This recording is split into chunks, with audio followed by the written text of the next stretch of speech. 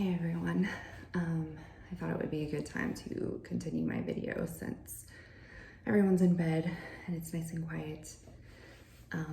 So I will continue with what I was talking about before with my friend's dad. I didn't fully finish that story, but I wanted to tell you about after I talked to the brothers and my parents, about a week had gone by, and I got a phone call.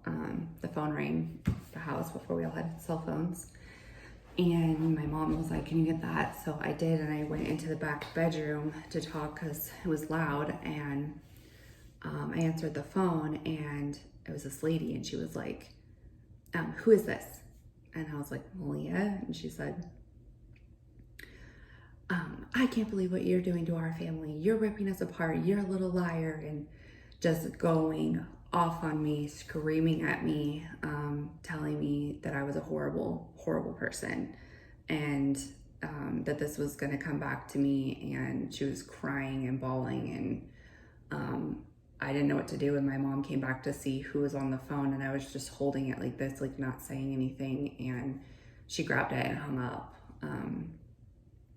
So that was really, really horrible. I felt absolutely sick and definitely blamed myself for telling. I thought that it was the wrong thing to do. I should have just kept it to myself and dealt with it, because I obviously was upsetting so many people.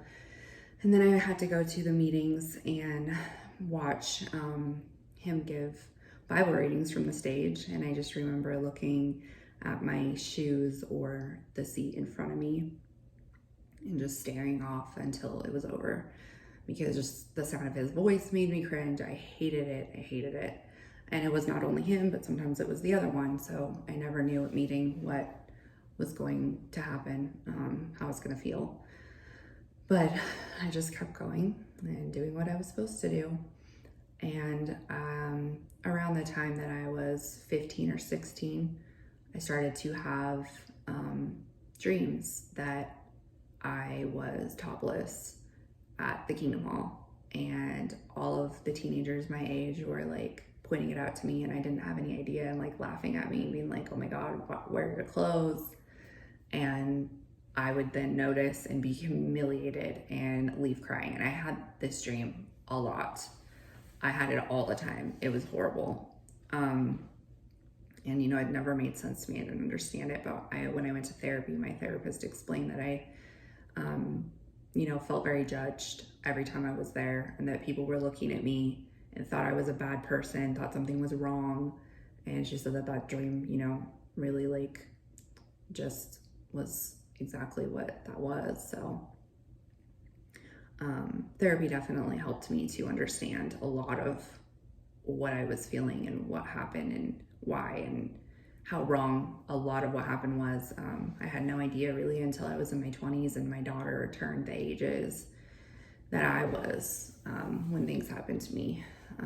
So when she turned 5, it hit me how little I was the first time. And then when she turned 11 is when I got angry, when she was 11 and I realized I was that young and I took so much blame.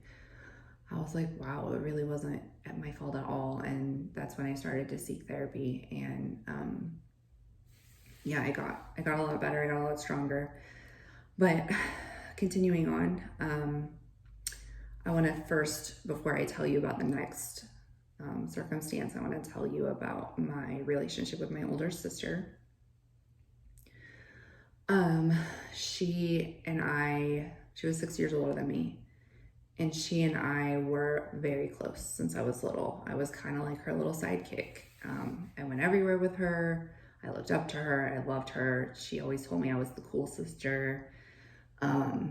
She always would tell me that I was cool because I wouldn't tell on her. So she would have her boyfriend over. He lived in the neighborhood all the time. Whenever my parents were gone, she'd sneak him in.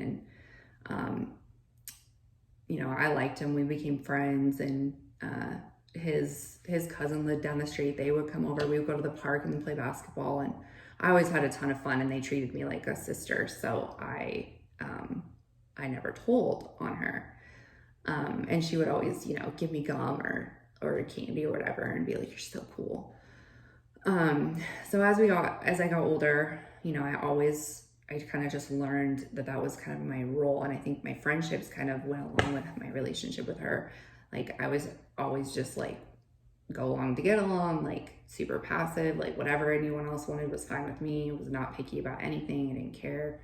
I just wanted to hang out, and I was very easygoing. So I realize now how much she took advantage of that, and it was always about her. It was always whatever she wanted to do. But I would just do whatever she said, and she would make me feel guilty if I didn't. So, you know, when she started to get a little bit older, she was probably 16, 17, she started to go to parties, and she would bring me along, and she would leave me in the living room, and she'd go back with a boy, and I don't even know do what, but she'd be back there for like over an hour or more. And I'd come up and knock on the door and be like, can we go home? I want to go home. And there's people like smoking weed and, you know, getting drunk, and I'm just sitting there watching all of these older teenagers and just sitting on the couch. And sometimes some of her friends would come over and talk to me, but they were all so wasted, like they couldn't hardly talk. And I hated it. She did that to me a few times. And then one time she took me to a babysitting job where she's supposed to be babysitting. And she was 19 and I was 14, and she had her boyfriend, who she's now married to, come over, and they went to the bedroom, and she basically had me take care of the little kids and cook them dinner. And they were like little, like babies, like one and a baby or something. And so I was taking care of them, and I went in to check on her and be like, when are you coming out? Like, this sucks. You're getting paid for this job. I'm not. And she would be like, I'll be done in a little bit. Just leave me alone. Leave me alone. So that was just typical. That was just how it was. So moving on, eventually she married him, and they got pregnant with twins at 19. And we were still very close, and I hung out with her all the time. I thought she was so cool. So she would let me come over, and you know, I'd hang out with her and the boys, and they always let me drink wine coolers, which I thought was super cool. And I was, you know, 16 at this time, after the boys were born and everything. So when I was 16, I would go over there and have wine coolers, and we would just, you know, watch MTV and hang out, play games. Her husband started to become kind of like a brother, and I really liked hanging out with him. He was super funny all the time, and we got along really well.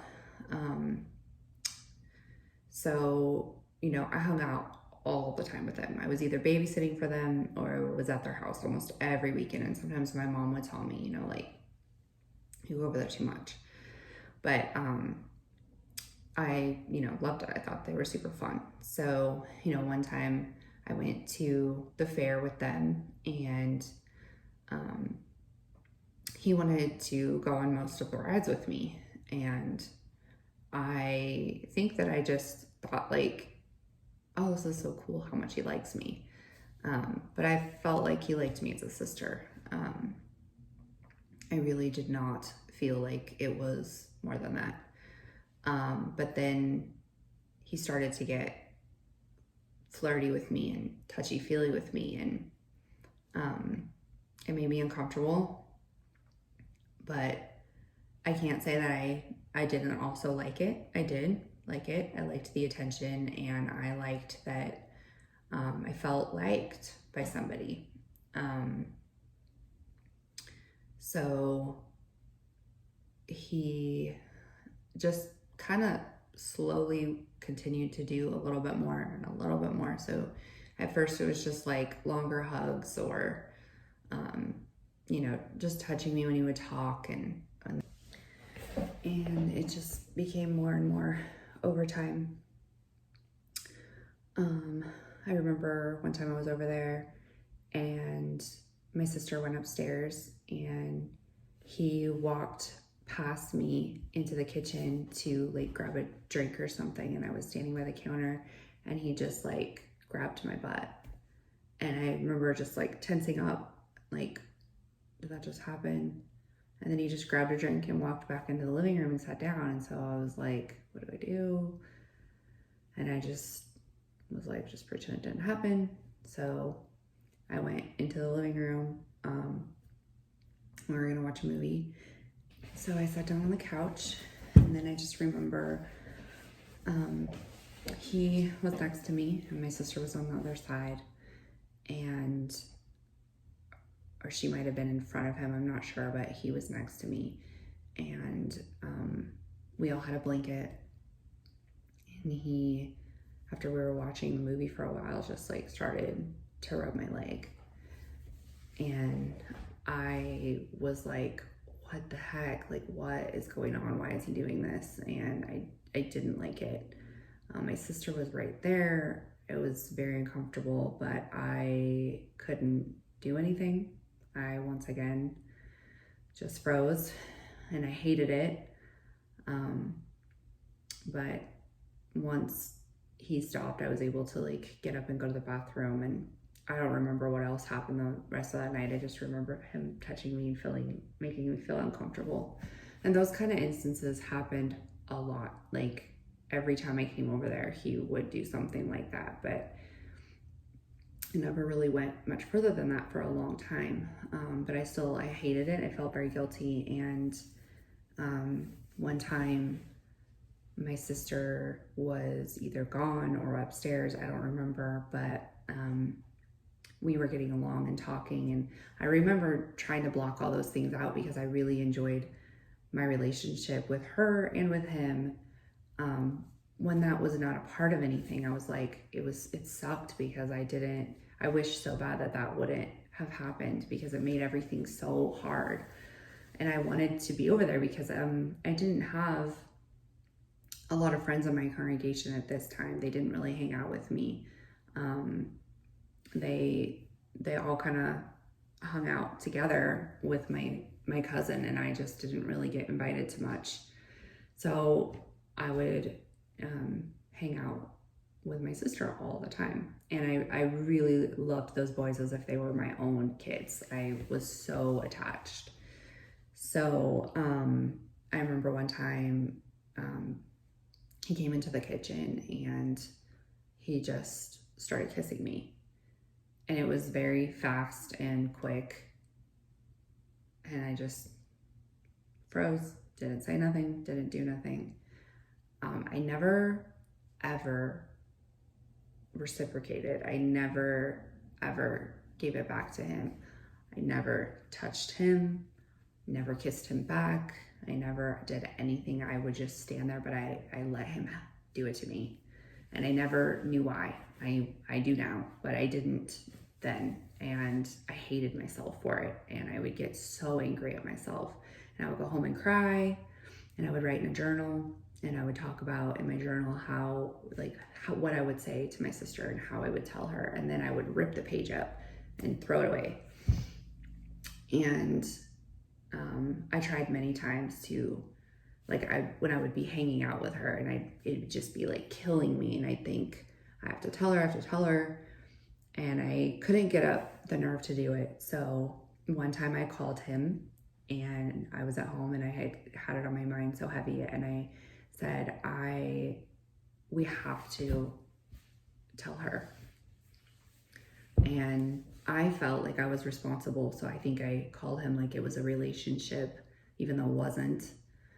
But I felt like it was my fault too. So I said, I'm gonna tell her. And he said, you can't do that. If you do that, she will take the boys away from both of us. You'll never see them again. She'll use them against me. She'll leave me. He just said, you can't. And so I started to think about all the times before, how it all turned out bad. So I didn't say anything. And I did stop going over there for a really long time. And my sister got kind of upset at me. I remember her calling and asking me to come over. And I told my mom, I just don't want to. And I came up with different excuses, dumb excuses. But my mom was like, if you don't want to, you don't have to. She didn't care. So my sister called and I told my mom, just tell her I don't want to go. I don't want to go. And my mom was like, well, you talk to her, because she wouldn't listen. And this is kind of how it was, because she was so used to me doing everything she wanted. So when she talked to me on the phone, she said, you know, why don't you want to come? And I just said, you know, I had plans, or I don't remember. I made up some excuse. And she was like, well, you know, you really should come. The boys miss you, and I got you wine coolers, and, you know, whatever. She just pushed and pushed and pushed until I was like, okay, fine. So I went over there. Same kind of thing. He kissed me again. And, you know, honestly, there's a lot of faded memories now. It's not all super clear. I just remember there being so many instances of that happening and me hating it and feeling the guilt and wanting to tell her. So I don't remember every little time that he touched me or did something to me, because it became common. And I felt like if I wanted their friendship, you know, and to be cared about, that was just something I had to put up with. It was just something I needed to deal with. That's carried over into a lot of my relationships now that I've grown up. I've realized I've allowed a lot of things to happen that I never needed to or should have. But anyways, I think I'm just gonna stop here. This video is getting kind of long, and I just want to say thank you guys for watching and caring, and everyone's support's been really amazing. I didn't expect that, so I appreciate it. I really just want other people to be able to know that they can speak up, and it's okay to talk about it. As much as I don't like talking about it, I know it could help other people, and it could help my own family. So I appreciate you guys, and I hope you continue to stick with me and listen. And yeah, that's it. So I will have another video soon.